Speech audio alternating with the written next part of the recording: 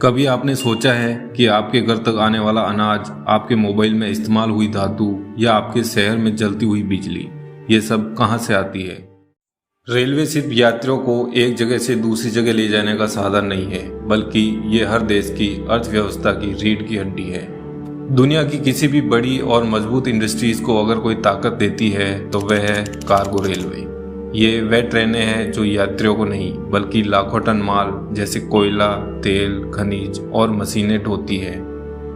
दिन रात मौसम चाहे कैसा भी हो, ये कार्गो ट्रेनें बिना रुके चलती रहती है, क्योंकि इनके बिना न फैक्ट्रियां चलेगी, ना बिजली बनेगी और न ही शहरों तक सामान पहुंच पाएगा।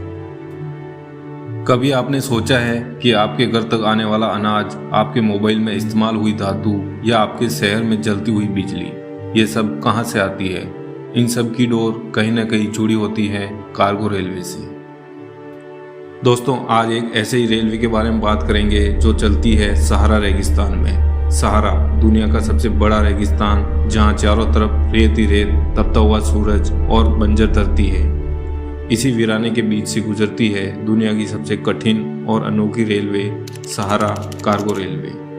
ये कोई साधारण रेल मार्ग नहीं बल्कि मौत का सफ़र कहलाता है, क्योंकि यहाँ ट्रैक पर नहीं बल्कि रेत के समुद्र पर दौड़ती है ये ट्रेन।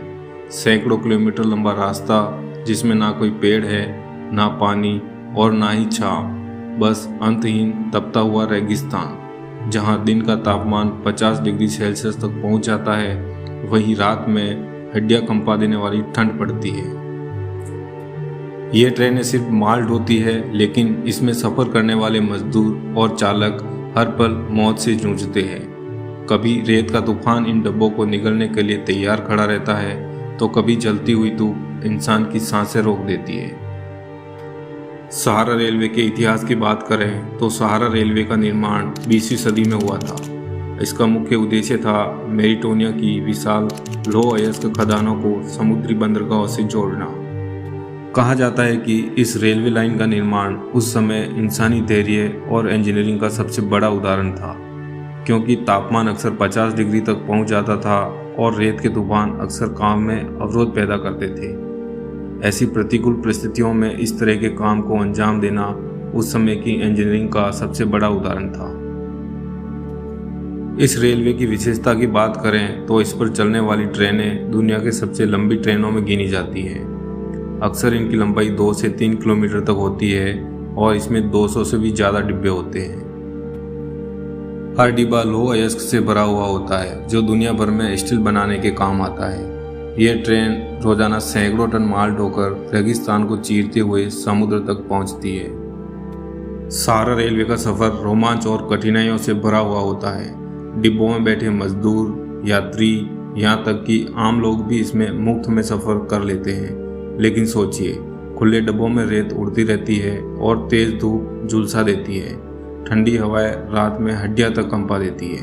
फिर भी लोग कहते हैं कि ये जिंदगी का सबसे अलग और यादगार सफर होता है। सहारा रेलवे सिर्फ एक ट्रांसपोर्ट का जरिया नहीं है, बल्कि ये वहाँ के लोगों की जीवन रेखा है। दूर दराज के गांवों तक सामान पहुंचाने से लेकर रोजगार देने तक इस रेलवे ने रेगिस्तान के जीवन को बदल दिया है। रेगिस्तान के तपते हुए माहौल में ये ट्रेन उम्मीद की तरह दौड़ती है। इस सफ़र में चुनौतियां कम नहीं है। रेत के तूफान अक्सर पटरियों को ढक देते हैं। भीषण गर्मी इंजन और मशीनों को खराब कर देती है।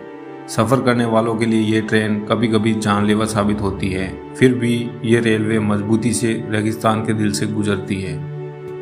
सहारा रेलवे हमें सिखाती है कि इंसान अगर ठान ले तो रेत के समुद्र में भी रास्ता बना सकता है। ये सिर्फ एक रेलवे लाइन नहीं बल्कि मानव संकल्प और प्रकृति से जंग की जीवंत कहानी है।